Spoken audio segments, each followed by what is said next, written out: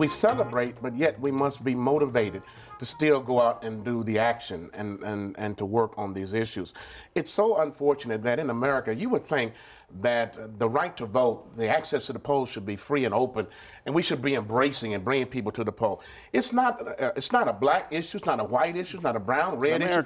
It's an American issue, and when you deny black and brown people access to the polls, you're denying America the right. You have taken away your moral authority to go to other nations to talk about democratization and the right to vote, which Jimmy Carter, and we pray his health, and others have led and been a part of that. So I would simply say that right now, as we're sitting here, the National NAACP is on a 860-mile march. It started on August the 1st in Selma, Alabama, and they're going to Washington, D.C., touching 7 states along the way.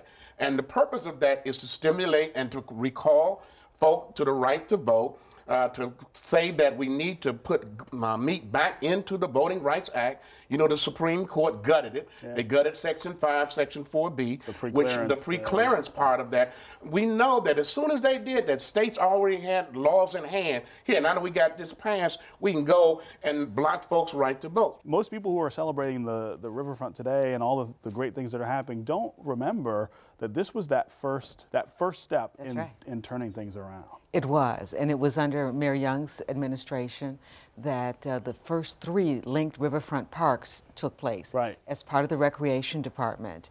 And Shane Park was initially just a stage with the backing onto the river and a hill. Right, I remember that. I was there too. I spent a big part of my life at Shane Park. But we did Carmen McRae there, and it was raining that day. And people came with umbrellas and sat on the hill, right? Waited for the rain to leave. And there were 6,000 people, and Mayor Young said, well, let's really build this out. Yeah. And it has been built out 3 times since then. Don't miss American Black Journal, Sundays at 12:30 p.m.